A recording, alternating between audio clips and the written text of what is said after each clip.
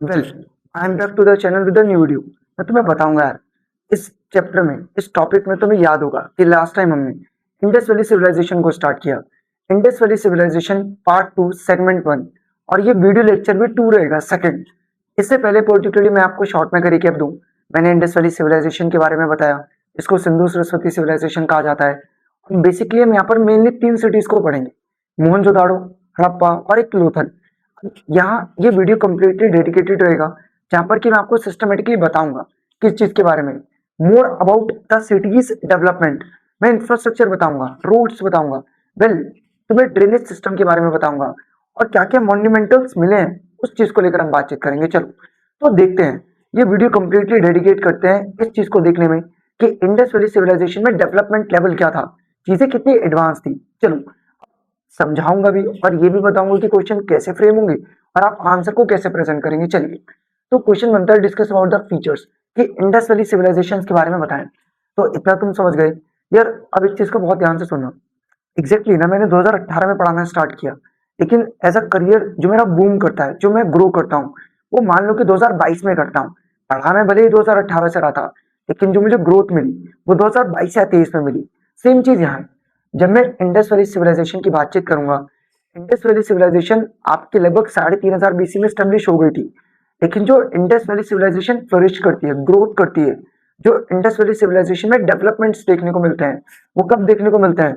2600 से 1900 बीसी के बीच। यार अगर तुम में से किसी के माइंड में डाउट है ना कि ये डेट्स उल्टी क्यों है, तो यार तुमने पुराने लेक्चर्स नहीं देखे। जाओ एक बार चेक करो, समझो कि बीसी क्या होता है, ईडी क्या होता है, वेल क्या डिफरेंस होता है, तब तुम्हें ज्यादा प्रॉपर समझ में आएगा, है ना। चलो जरा उस टॉपिक को हटाकर मेन टॉपिक पर आते हैं।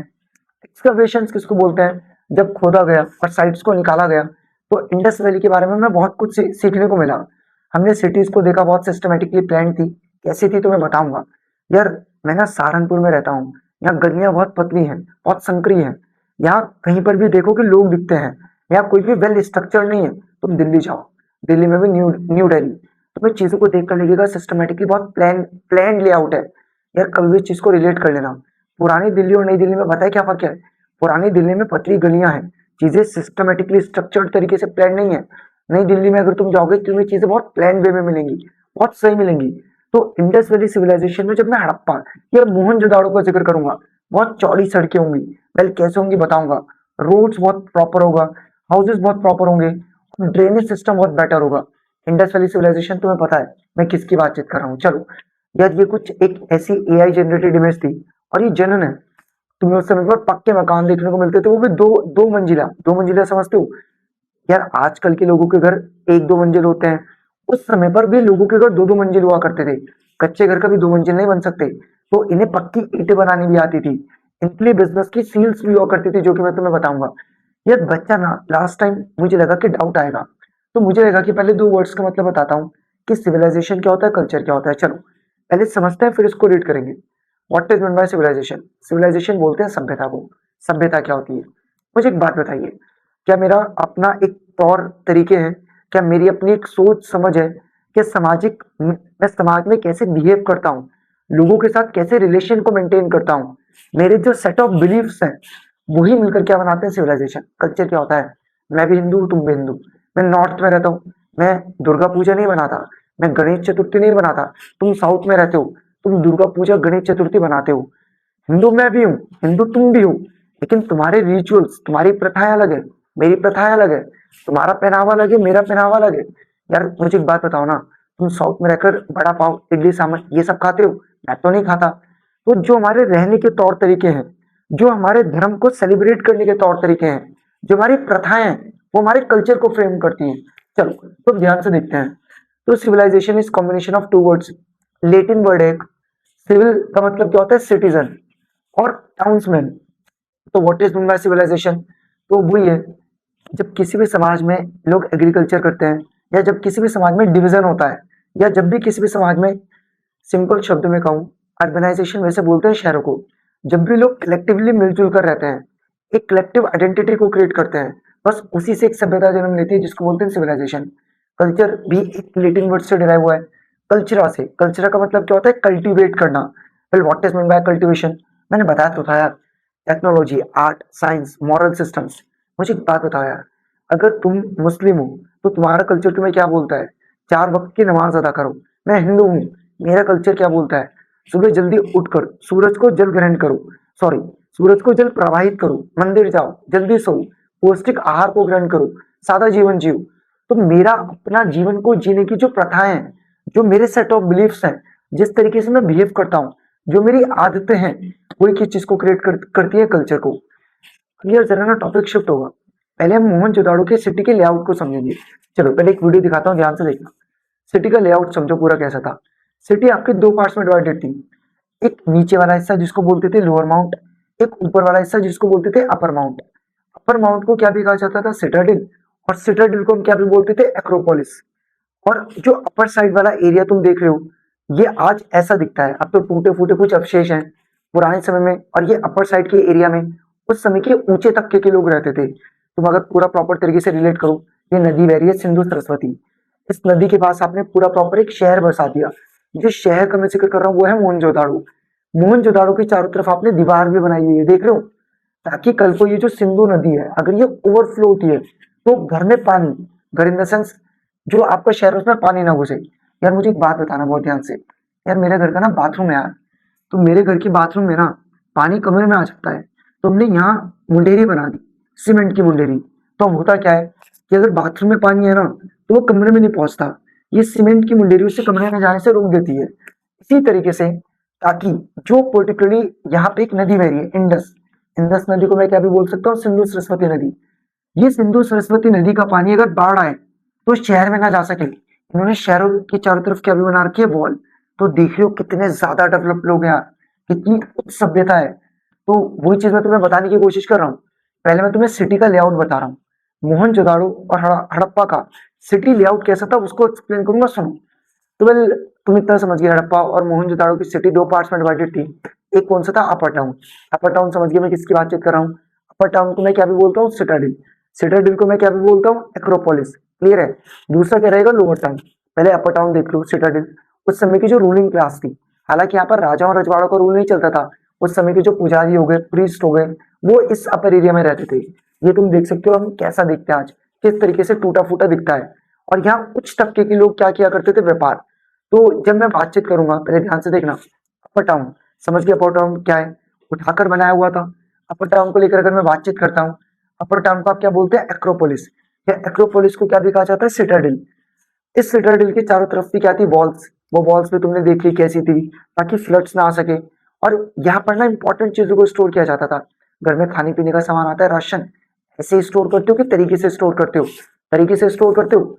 तो जितनी भी इंपॉर्टेंट ग्रेनरीज थी, जितनी भी इंपॉर्टेंट रिलीजियस बिल्डिंग्स थी, प्रोबेबली जो उस समय रूल करती होगी, वो क्लास यहाँ पर रहती होगी।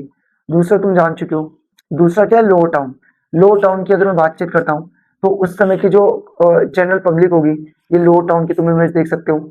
उस समय की जो जनरल पब्लिक होगी, आम लोग, हम जैसे लोग, वो पर्टिकुलरली कहाँ पर रहते थे? Lower town. लोअर टाउन में हमें कोर्टयार्ड मिला, कई सारे रूम्स मिले, टॉयलेट्स मिली। और जो घर थे वो भी डबल स्टोरेड, मतलब कितने मंजिला मिले? 2 मंजिला। तो मुझे लगता है कि तुम्हें टाउन प्लानिंग भी समझ में आई होगी। तुम्हारी बुक की इमेज है, अगर तुम देखते हो, ऊपर वाला पोर्शन है सिटाडिल, नीचे वाला पोर्शन कौन सा है? लोअर एरिया, जहाँ पर के कॉमन लोग रहते थे। यार इंडस वैली सिविलाइजेशन की अगर मैं रोड्स को लेकर बातचीत करता हूँ ना, तो इंडस वैली सिविलाइजेशन की रोड्स भी बहुत ज्यादा वाइड थी। यार मुझे एक बात बताओ, जब तुम दिल्ली जैसे एरिया में जाते हो ना, तो वहाँ चीजें बहुत सिस्टमेटिकली होती हैं। तुमने रिलेट किया होगा सिस्टमेटिकली कैसे होती है, कि सड़क को बहुत ज्यादा वाइड किया जाता है, सड़क के साइड में घर बनाए जाते हैं। तो यहाँ पर भी यही था। इंडस वैली सिविलाइजेशन की मोहनजोदाड़ो और हड़प्पा में चौड़ी सड़कें थी, सड़कों के साइड में घर बनाए हुए थे, और ऐसे करके सड़कें राइट एंगल पर मुड़ रही थी। तो रोड्स बहुत प्रॉपर थी। उस समय जो प्रॉपर बैलगाड़ियां होती होंगी वो प्रॉपर चला करती थी। तो जब मैं रोड्स की बातचीत करूंगा मोहनजोदाड़ो की या इंडस वैली सिविलाइजेशन की, सड़कें बहुत चौड़ी और स्ट्रेट थी। हालांकि कुछ छोटी मोटी स्ट्रीट्स भी थी। उस समय की स्ट्रीट्स पर लैंप पोस्ट, लाइटनिंग के भी जुगाड़ थे, मिट्टी के तेल के लैंप जलते होंगे। राउंडेड कॉर्नर्स थे। यार इस चीज को ना बहुत ध्यान से देखना, राउंडेड कॉर्नर्स क्या होते हैं। यार जब भी एकदम से ऐसे आता है ना, शार्प टर्न में एक्सीडेंट बहुत होते हैं। राउंडेड कॉर्नर्स बोलते हैं इसको, कि सड़क आराम से टर्न ले रही है। यहाँ ब्लाइंड स्पॉट होता है। अगर मैं यहाँ हूं ना, मुझे नहीं पता यहाँ से कौन आ रहा है, टक्कर हो सकती है। राउंडेड कॉर्नर्स में क्या होता है कि एक्सीडेंट होने के चांसेस कम होते हैं। तो देख लो कितने दिमाग से इन लोगों ने सड़कें बनाई थी। और यार इतना ही नहीं, ये सबसे इंपॉर्टेंट चीज है, इनकी सड़कों में ग्रिड लाइंस भी थी। देखो ग्रिड लाइंस क्या होती है, जब तुम सड़कों पे चलते हो ना, तो तुम कभी भी देखना सड़कों पे ना लाइन होती है। जब भी तुम्हें कंटिन्यूस लाइन मिलती है तो इसका मतलब होता है कि कभी भी ओवरटेक मत करो। जब भी लाइंस इस तरीके से ब्रेक के साथ होती है, इसका मतलब होता है कि तुम ओवरटेक कर सकते हो। तो ये होती है ग्रिड लाइंस। तो इंडस वैली सिविलाइजेशन की सड़कों पर भी हमें कुछ इस तरीके के पैटर्न्स मिले हैं। अब हमें एग्जैक्टली समझ नहीं आया कि वो पैटर्न्स किस चीज को डिनोट करते हैं, लेकिन इनके अपने ट्रैफिक के कुछ नियम रहे होंगे, इनके भी सड़क के अपने कुछ नियम रहे होंगे। समझ गए? तो ध्यान रखना कि जब भी तुम किसी सड़क पर ट्रैवल कर रहे हो और बीच में तुम्हें कंटिन्यूस व्हाइट लाइन दिख रही है, तो वहां कभी ओवरटेक मत करना। ओवरटेक करते वक्त एक्सीडेंट हो सकता है। जब भी लाइन्स इस तरीके से ब्रेक के साथ होती है, यहाँ तुम इजिली ओवरटेक कर सकते हो। तो वही चीज मैं तुम्हें बता रहा हूँ कि हमें इनके सड़कों पे ग्रिड लाइंस भी मिली। अब वो ग्रिड लाइंस क्या, क्यों, किस कारण से बनाई गई थी, वो कारण हमें समझ नहीं आया। अच्छा एक बात और बताता हूँ यार। अच्छा मुझे एक बात बताओ, पुराने लोग थे, सभ्यता में थे, बातचीत और बोलते तो होंगे। यार इनकी भाषा को सिंधी भाषा कहा जाता है। क्या कहा जाता है? सिंधी भाषा। हम इनकी भाषा को ना यार आज तक डिकोड नहीं कर पाए। तो मैं और कुछ क्लिपिंग्स दिखा देता हूँ। ये तुम देख सकते हो उस समय की इंडस वैली सिविलाइजेशन की नालियां हो गई, जिसका मैं जिक्र करूंगा। धीरे धीरे इंडस वैली सिविलाइजेशन खत्म होती चली गई और इंडस वैली सिविलाइजेशन की वजह से बहुत क्लोज लिंक पाए गए मेसोपोटामिया से, जिसका मैं आगे जिक्र करने वाला हूँ, इजिप्ट। अच्छा ये चीज और देखना कि इंडस वैली सिविलाइजेशन की जो भाषा थी उसको सिंधी भाषा बोलते थे। अजीब से कुछ शब्द थे साइन जैसे, आज तक हम इस भाषा को अभी तक डिकोड नहीं कर पाए हैं। हमें नहीं समझ में आई कि भाषा क्या है कैसे है। लेकिन ना इस भाषा में एक बात समझ में आ गई। देखो यार मुझे एक बात बताओ, जब मैं लिखता हूँ ना, बहुत ध्यान से देखना, जब मैं लिखता हूँ ना तो मैं लेफ्ट टू राइट लिखता हूँ। मैं लिख रहा हूँ माय नेम इज निर्माण, तो मैं लेफ्ट टू कैसे जा रहा हूँ? राइट। इनकी भाषा कैसी थी? Right to left. इतना तो मैं समझ में आ गया। पता है कैसे समझ में आया? कभी भी देखना, जब मैं लिखना स्टार्ट करता हूँ मैं बड़ा बड़ा लिखता हूँ, फिर मेरे पास अब बोर्ड में जगह कम है तो यहाँ से मैं छोटा कर दूंगा वर्ड, ताकि मेरा नाम एडजस्ट हो जाए। तो यहाँ बड़ा है यहाँ छोटा है, इसका मतलब क्या था, मैंने लिखना कहाँ से स्टार्ट किया? लेफ्ट। जैसे जैसे मैं राइट जाता गया मेरे वर्ड शूट होते चले गए। ऐसे ही हमने समझा कि ये लोग राइट टू लेफ्ट लिखते थे। इनके राइट के अल्फाबेट्स बड़े थे और लेफ्ट के अल्फाबेट छोटे थे। समझ गए? तो इन सिविलाइजेशन के लैंग्वेज हमें समझ नहीं आई, बहुत अजीब से शब्द थे, अभी तुम्हें दिखाऊंगा भी। हमने इस भाषा को सिंधी भाषा नाम दिया, आज तक हम इसको डिकोड नहीं कर पाए। लेकिन अगर हमने किसी दिन डिकोड कर लिया तो हो सकता है हमें सभ्यता के बारे में और भी बहुत कुछ पता चले जो पता ही नहीं है। अच्छा एक चीज और तुम्हें बताता हूँ। यार उस समय हमें एक एक मॉन्यूमेंट मिला, ग्रेट बाथ। अब ये ग्रेट बाथ क्या है? यार क्या गंगा नदी का नाम तुमने सुना है क्या? अगर कल को मैं कोई पाप करता हूँ या गंगा नदी में स्नान करने को हम पवित्र मानते हैं, इसी तरीके से इनका अपना एक बाथ टब मिला जिसको ग्रेट बाथ कहा गया। अब ये ग्रेट बाथ को लेकर अगर मैं बातचीत करूं, एक्चुअल में कोई भी इनका स्पिरिचुअल एक्टिविटी हो गई उसको परफॉर्म करने के लिए ग्रेट बाथ का यूज करते थे। मतलब ग्रेट बाथ को अगर मैं लेकर बातचीत करता हूँ, एक इंपॉर्टेंट फेमस स्ट्रक्चर है जो मोहनजोदाड़ो में मिला, टाइप ऑफ स्विमिंग पूल है। लेकिन इस स्विमिंग पूल की एक खासियत है कि पक्की सड़कों का, पक्की ईंटों का बना हुआ है, सड़कें नहीं पक्की ईंटों का। और इस ये एक अजीब इत्तेफाक है कि इस पूल में एंटर करने के लिए टोटल 6 एंट्रेंसेस थे। यार बहुत ध्यान से देखना, कभी भी रिलेट करना कि जब तुम किसी मंदिर या धार्मिक प्लेस में जाते हो तो वहां मंदिर में आने और जाने का रास्ता अलग होता है। तो यहाँ पर इस पूल में जाने के लिए 6 एंट्रेंसेस को बनाया गया था। कोई स्पेसिफिक रीजन रहा होगा। वेल हमें गैलरीज मिली है। गैलरीज क्या होता है? यार मैं जब पूल में जाता हूँ ना नहाने, तो पहले मैं शावर लेता हूँ, कपड़े चेंज करता हूँ। तो इस ग्रेट बाथ के आसपास अगर तुम रिलेट करोगे, हमें गैलरीज मिली है, हमें ड्रेसिंग रूम्स मिले हैं, हमें टॉयलेट्स मिले हैं और स्टेप। अच्छा इसकी एक खासियत और थी, ये देखो यहाँ पर एक लाइन लिखी है, step slit to the bottom of pool. ये ना ऐसा नहीं था कि एक जैसा था, ये ऐसे था स्लोप में। समझ गए कैसे था? स्लोप में समझ गए कि आप जितना इसमें अंदर जाएंगे उतना ही क्या होता चला जाएगा? गहरा। तो उसको कहा हुआ है। और एक चीज और इसमें बहुत खास थी, इसमें एक इनलेट और एक आउटलेट था। इनलेट और आउटलेट का मतलब क्या है? इसमें लगातार साफ पानी एंटर करता था और लगातार गंदा पानी बाहर जाता था। तो पानी लगातार फ्रेश रहता था। समझ गए? एक इनलेट जहाँ से पानी आ रहा है, एक आउटलेट जहाँ से पानी जा रहा है, तो कंटिन्यूसली फ्रेश वाटर स्टोर होता था, जिससे कि पानी क्या भी नहीं होता था, गंदा। तो ये भी एक इसकी स्पेशलिटी रही। तो मुझे लगता है कि तुम्हें इतना क्लियर होगा कि जब मैं ग्रेट मोहनजोदाड़ो की बातचीत करता हूँ, टोटल कितनी एंट्रेंसेस थी? 6। किसके लिए बनाया गया था? स्पेसिफिकली रिलीजियस पर्पसेस के लिए, कुछ स्पिरिचुअल एक्टिविटी को परफॉर्म करने के लिए ये लोग यहाँ पर नहाते थे। नहाने के साथ साथ पर्टिकुलरली यहाँ पर क्या भी था? गैलरीज थी, ड्रेसिंग रूम्स थे, पक्की ईंटों पक्की फर्श का ये बना हुआ था।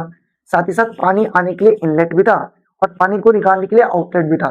कंटिन्यूसली नया पानी आता था, पुराना पानी निकलता रहता था, जिस कारण से जो वाटर था वो क्या रहता था, फ्रेश। क्या रहता था, फ्रेश। चलो तुम्हें एक चीज और बताऊंगा, बस एक चीज और बताऊंगा, इसके बाद वीडियो एंड करेंगे वरना बहुत लेंदी हो जाएगी। एक मैं बातचीत करूंगा ग्रीनरीज के बारे में। अभी ग्रीनरीज क्या है यार, तुम्हारे घर में राशन पानी स्टोर करते हैं, आज से पहले भी करते थे, तो हमें कुछ इंपॉर्टेंट बिल्डिंग्स मिली हैं, ये तुम देख सकते हो, ये उस समय की ग्रीनरी है। पता कैसे चला यार, मुझे एक बात बताओ, कल को मान लूं कि पर्टिकुलरली मेरे पास ना एक बोतल है, मैंने उस बोतल में पेट्रोल को स्टोर किया था, तुम उसे 10 दिन बाद खोलते हो, तुम सूंघोगे तो पेट्रोल की खुशबू आएगी आएगी आएगी, तो वही चीज मैं तुम्हें बता रहा हूँ। तो पर्टिकुलरली हमने कुछ ऐसे इंफ्रास्ट्रक्चर को देखा, जब उनकी टेस्टिंग की गई, उनकी एज को टेस्ट किया गया, इस चीज को टेस्ट किया गया कि यहाँ पर क्या स्टोर करते होंगे, तो हमें रिमेन्स मिले ग्रेन्स की, तो उसको ग्रेनरी कहा गया। तो आज से पहले ये लोग ग्रेन्स को भी स्टोर किया करते थे, और ग्रेन्स को स्टोर कहाँ पर करते थे, सिटाडेल। अब ये मत कहना कि तुम्हें सिटाडेल नहीं पता, मैंने बताया कि पहले जो सिटी का लेआउट कैसा कैसा था, एक लोअर टाउन एक अपर टाउन, अपर टाउन को क्या बोलते थे, सिटाडेल। तो सिटाडेल एक इंपॉर्टेंट बिल्डिंग थी, हड़प्पा मोहनजोदाड़ो दोनों जगह पर ये थी, तो दोनों ही जगह पर हमें ग्रेनरीज मिली, यहाँ पर खाने पीने की चीजों को स्टोर करते थे। लेकिन सबसे बड़ी ग्रेनरी कहाँ पर मिली, मोहनजोदाड़ो में। हमें कुछ ईंट के पक्के प्लेटफॉर्म्स मिलेंगे ग्रेनरीज के आसपास। प्रोबेबली ये गैप ध्यान से देखना, स्टॉक्स क्या होता है, धान के साथ उसकी क्या भी होती है। कभी देखा है मम्मी को चावल साफ करते हुए, कभी देखा है जब पापा गेहूं लेकर आते हैं गेहूं को पिसवाने के लिए, तो गेहूं को साफ किया जाता है, तो उसी को स्टॉक्स कहा जाता है। तो थ्रेशिंग, ग्रेन को और धान को अलग करने के लिए हमें कमरे मिले, कुछ इंफ्रास्ट्रक्चर मिले। अच्छा, बड़ी सी ग्रेनरी, मतलब ऐसा रिलेट करना जो चीज मैं तुम्हें बता रहा हूँ कि ये एक बड़ी सी ग्रेनरी है, बड़ी सी ग्रेनरी के पास छोटे छोटे दो क्या मिले, कमरे। प्रोबेबली ये दो कमरे सर्वेंट्स के लिए होंगे, ये जो लेबरर्स इस ग्रेनरी में काम करते होंगे, वो रहने के लिए किनका यूज करते होंगे, रूम्स का। तो ये कुछ, अच्छा इसी के आसपास हमें बोट्स भी मिली हैं। बोट समझ गए क्यों यार, अगर इन फूड ग्रेन्स को आपको रेस्ट ऑफ द वर्ल्ड को एक्सपोर्ट करना है, तो आप कहाँ से करोगे, बोट। तो इन ग्रीनरीज के आसपास हमें बोट भी मिली है, रिवर भी मिली है, मतलब समझ गए ना यार, सिंपल है ना। कल को मैं शहर के बीच में काम करूंगा, जंगल के बीच में शहर, शहर में सड़कें होंगी, सामान बेच पाऊंगा इजिली। तो जो ग्रीनरी थी इसके आसपास नदी थी और बोट्स थी, ताकि जल्दी से ग्रीनरीज को क्या कर सके आप, फूड ग्रेन्स को अगर आपको कहीं एक्सपोर्ट करना है तो उसको आप क्या भी कर सके, एक्सपोर्ट। चलो तो क्लियर है। अब यार ध्यान से देखना, कुछ चीजें रह गई जो कि मैं नेक्स्ट वीडियो में लेकर जाऊंगा। प्रोबेबली दो पार्ट्स और रहेंगी, दो पार्ट्स कहाँ से, एक यहीं से और एक एनसीईआरटी से। और फाइनली इस पार्ट को हम इंडस वैली सिविलाइजेशन को प्रॉपर क्या करेंगे, एंड। वेल मिलते हैं अगली वीडियो में, और अगली वीडियो में मैं कोशिश करूंगा कि इस टॉपिक या पार्ट को हम क्या कर सकें, and. Well that's all, thank you.